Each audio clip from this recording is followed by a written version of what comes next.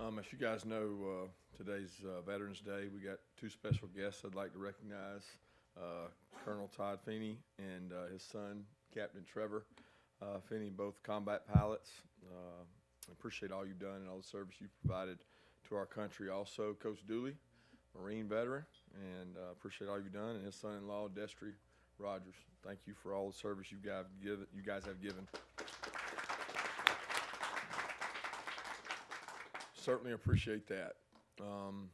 And with that, we move on to Auburn. Tremendous program, tremendous football team. They got two really tough losses in which they played two really good football teams and played them right down to the wire. But they've got a tremendous program. Gus has done a great job. He's playing with a freshman quarterback who I think is going to be a really talented player in this league for a long time. He's been in some really tough games already, and he's played really well. And then you look across the board, opening with Oregon, who's one of the best teams in the country, to beat those guys and be a true freshman and go out there and do that, it's really hard to do. Their defense speaks for itself. They've got a ton of guys that are going to be drafted on it. They got guys that seem like they have played in our conference for 10 years. And it seems that we played against that defensive group a lot because all those guys seem like they started as freshmen from the secondary to the front. So they've done a great job. Coach Steele does a great job with their defense. They play really hard, and they've got a really good football team. So we've got a huge challenge this week, and especially coming off the physical game we just had, it'll be a challenge this week to get our guys prepared, healed up, and ready to go against a really tough football team in a tough environment to play in on the road at Auburn. But that's what the SEC is about, and that's the next game up for us. Kirby, a lot of people have been looking forward to watching your offensive line go up against their defensive front. How much do blocking schemes and strategies change from week to week? I mean, without giving too much away, 2 weeks ago we were asking you about Grenard and Zuniga and how to stop them, and obviously you've touched on Auburn's front. How does it change from week to week when you talk about those kind of strategies? And is it different this week compared to maybe Florida a couple weeks ago? Well, I mean, the matchups are different every week. The schemes are not extravagant or a lot different. I mean, every offense, has a different way to present a play, but they block the play the same way. I mean, Gus's offense, they're going to run certain plays, but they're going to have a different presentation to try to window dress it and make it a different picture the same way our guys will do. So the matchups change. The schemes don't change a lot. They got really physical players up front. They strike blockers well. They play really hard, and they rotate a lot of guys that play in there. And they've proven that by how they played some really good offenses. Coach, I think you said in the past some of the effect of surviving the first quarter against Gus until you figure out what he does. What does he do that's so different that makes him a tough matchup? I know you said something about window dressing and formations, but is it really that different than other offenses? Yeah, I mean, it's very different. They do a good job of changing things up. You throw in the tempo with it. You throw in some of the most elite speed guys in the country on the perimeter, and what you get a recipe for is potential big plays, and they do a good job of attacking your perimeter and your edges. I mean, he has the ability to get on the perimeter with every play, but also pound you and grind you. A lot of teams aren't committed to the run. They don't run gap scheme plays, and they don't run things like that. Where these guys are not. They have all the runs. They have a little bit of this, a little bit of this, a little bit of this, but in every one of them, they got the ability to get the ball on the perimeter. So, and they've got players to get it on the perimeter with, so he does a good job changing that up.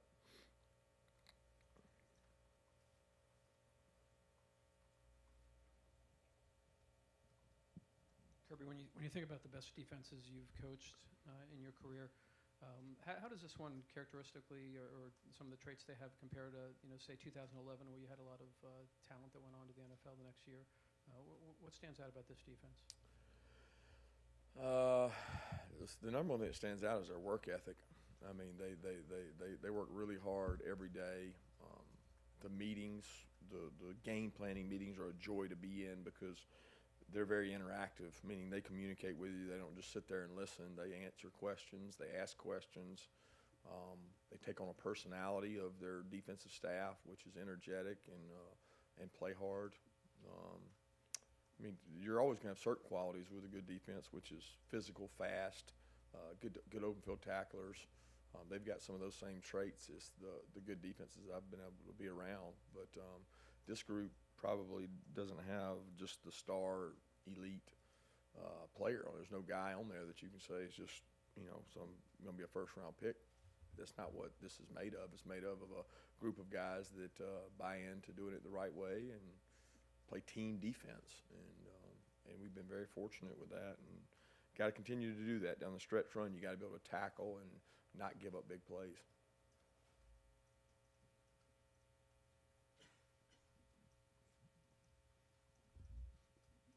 Following up on that, Coach, you with the defense, you alluded to it Saturday about the job that you thought your defensive staff is doing. This is a young defensive staff and a pretty young defense. Can you just expound on that a little bit? Yeah, I think somebody mentioned that there was a couple third downs that I was thinking it's 3 true freshmen, but I guess it was 4 because I wasn't counting Trevon. But there's 4. You look out there sometimes and you're like, man, everybody out there is coming back. Everybody out there's got another year. So it is relatively young, but I would argue that in college football, that's just youth is the way of the life. There's not a lot of guys sticking around all the way through senior years. So you get a lot of freshmen, sophomore, juniors playing on these teams. As far as our staff, they work really hard. Dan does a good job leading them, and each guy brings a lot of energy, enthusiasm, and ideas, and they kind of own their position groups, and they do a good job putting the overall plan together and, not trying to do too much, but trying to give the other team some problems because if you line up and sit in the same place all the time, you eventually get blown up, and we try to make sure our guys are moving around or getting in a advantageous position, and Dan and them have done a good job of that. What is it about Derrick Brown that just makes him as good as he is? Derrick's an extremely good athlete. I mean, first of all, when you put athleticism in a person's body that's that size, I mean, he was a great basketball player. He's a great athlete. You can see him when he has ball skills. I mean, he gets interceptions, he gets fumbles, he's around the ball, and he's explosive. I mean, when you got that kind of twitch and you're as big as he is, just hard to block, and he's been a very disruptive player in this league for a long time. Kirby, you've coached a lot of games in Jordan-Hare, both in 2 different programs. Is there anything else about that stadium and that crowd that makes it a tough place to play, or is a lot of it just kind of situational? They've been rivalry games, big games, night, prime time, et cetera. Yeah, they do a tremendous job. I mean, I would assume everybody feels that way that goes there and plays, not just an Alabama or a Georgia coach, because those are 2 of their biggest rivalries. But I would assume it's like that for everybody because they sell out their crowd just like our guys do. It's loud at home. They've got a really impactful home field and home crowd, and this is probably their biggest home game of the year so far. So I know they'll be ripping and raring to go. But I mean, when we go to Tennessee, it's loud. When we go on the road and play in the SEC, it's loud. But Auburn's one of those places that brings the environment that you expect in the SEC. Coach, just if you had an update on Lawrence, Cager, and Trey Hill. Yeah, we're expecting Lawrence to be able to go out and practice today. It should be fine. And then Trey's got an ankle, but he's going to be able to practice today. As far as we know, I'll find out more when I get out there. But they're both cleared to practice. Following up on Dan and Glenn is the co-coordinators and everything. How do you see in their chemistry and being able to lead the defense? And then also, so once you brought Dan on to coach linebackers, when did you see his qualities as to lead and everything like that? Well, I'd seen that before I ever brought him in. I mean, he worked at Alabama with us, and I'd seen his ability to interpret information, to relay information to coaches, and just work with him. And when you work with somebody, as much as many hours we spend up here, you find out a lot about them, their work ethic, and what they're all about. And he was somebody that we had on our radar for a long time, and he went and was successful at Memphis, did a great job coaching there, and so he was an easy hire to come here as our outside backers coach. And since he's been here, he's done nothing but lead and do a good job, and continues to demand and command the respect of the players. And the players like him. He does a good job. So he and Schumann have both done a good job of that. Kirby, kind of back to Auburn on the perimeter. With Schwartz, how do you try to contain someone that fast? I know you had Hardman, who could be a headache for opposing coaches. When you've got a secondary that's fast but not as fast as their fastest receiver, how do you kind of go about trying to limit the damage someone like that can do? Well, you try to know where he is. I mean, they do a good job of putting him in different locations. They don't leave him in one spot. He's not always the feature guy. Sometimes he's the decoy, and sometimes he's not the decoy. And you don't really ever know which one he's going to be. And he's very explosive. I think awareness is how you handle it, because we got the players we got, they got the players they got, and ain't nobody in the country is as fast as that guy. So nobody's going to be able to match up with him and just run with him. You gotta have ways to put people over top of him. You got to have ways to protect against him. You got to have ways to get your hands on him. I mean, they're going to get him the ball. You got to go tackle him. Good thing is we're not in a track race against him. We got to play football against him, and he's a really good football player. Coach, a couple of years ago when we'd ask you about Richard LeCounte, you usually start shaking your head. What's your description of his growth and progress over the last few years? He's worked really hard. Richard has always worked hard. He's always been a competitor. The thing you know about Richard is he loves football, and there are very few days out there that he does not give you his best, and he does not just enjoy it and love the game. The difference in Richard now and then is he's bought in a little more into the understanding of what I have to do within this system. What is my job? And I have to make calls and decisions on my side of the field that are critical to our success. And I've said after the game, I think in the last 2 to 3 weeks, he's taken a little more ownership in that. He's taken a little more initiative to watch tape and not just think, I can just go out there and ball. I got to go understand and play within the defense to make plays, and he's doing a better job of that. Kirby, players have said that one of your goals for the defense every week is to make the offense one-dimensional and kind of try to suffocate them. With what Auburn does running football and how critical it is for their offense, how, extra important is that going to be this week to disrupt what they want to do? Well, it's no more extra important this week than it ever is. I mean, it's important every week, but you can't do it at the cost of giving up explosive plays, and that's the balance you come to with Auburn is, you can sell out to do that, and you got explosive playmakers on the outside. They got some really good wideouts. Seth's a great wideout. They've got Eli, and they've got guys that have been there and played. So you can't sell out to stop the run and expose yourself to the wideouts they've got, and a quarterback that's a good playmaker and ability to throw the ball and is playing as good as any freshman I remember playing in this conference, walking in and just playing straight off the street. He's done a good job of that. So these guys have got good players. We can't sell out to stop the run, if that's what you're asking.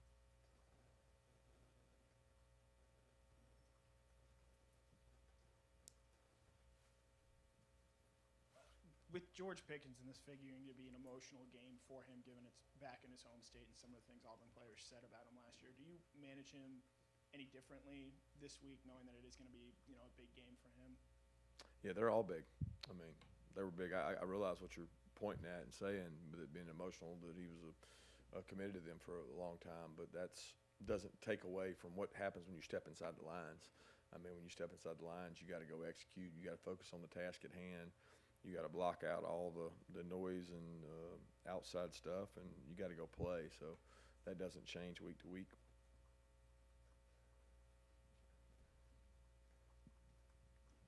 Kirby, when you watch the Auburn film, I'm sure you see a lot of guys from Georgia that you know pretty well from their high school tape or evaluating them. Is that much different than other SEC teams? I know everyone recruits this state, but when you guys recruit as well as you do nationally, is there some tough decisions to make regarding guys in Georgia that maybe take a kid from somewhere else? There's always tough decisions. There's tough decisions on Georgia kids and Georgia kids. I mean, there's just tough decisions, period, in recruiting, because, number one, you can't get everybody you want, and you want to get the ones you want, and you're never 100% on the ones you do want. So you have to make really hard decisions. You try to make them based on intangible factors and things that you think are critical to their success and to your needs. And there are a lot of Georgia kids, as you look down this roster, there's kids that we recruited hard that they beat us on, and then there's some that they didn't. But at the end of the day, the state line that you grew up in probably doesn't matter in this game, just like we've got some Alabama kids. At the end of the day, it's going to be about how you play. Coach, I always hear a lot about complementary football in terms of the mix of the offense and the defense and how they meld together. Is this about the mix that you expected as far as how your offense and defense are playing in? Could you share your philosophy on how complementary football works at Georgia? Yeah, complementary football is meant to be where you help each other. That really doesn't change anywhere you coach. You want them to be complementary. You want both sides to help each other out, whether that's us creating an advantage through a turnover or the offense getting the ball out of a coming out situation and flipping the field position. You want that. I mean, I don't think any coach would tell you they don't want complementary football. But to the extent that we've been able to play it, there's been games that we've really done a good job of that, and there's been games that we haven't. And the two work independently within the game, but they're always working together to, whether it's eat up time, force turnovers, create field position. You're always trying to help benefit each other, and that's something that we talk about and we work on hard. But ultimately, it comes down to the individual success of both sides that makes it a compliment. Coach, can you give us some of the backstory on George Pickens? When did you know you were going to get him? When did he call you and say, hey, I'm coming to Georgia? Kind of the backstory in his recruitment, if you will. George was a kid that we recruited all the way throughout and came over to a couple home games. We had him over in the summer. I mean, he's a kid that had been here several times. He played on a 7-on-7 team out of Georgia, and so he got to spend a lot of time with a lot of the kids we recruited. And didn't really know till very late. I forget exactly when it was, but I thought in our home visit it was very obvious that he was thinking about making some change. He saw the ability to throw the ball at our place, and he saw 3 guys leaving. And once we had 3 guys leave our team, 2 left early, and a tight end and a back, it cleared things up for him that he thought he was going to be able to have an impact, and decided to come.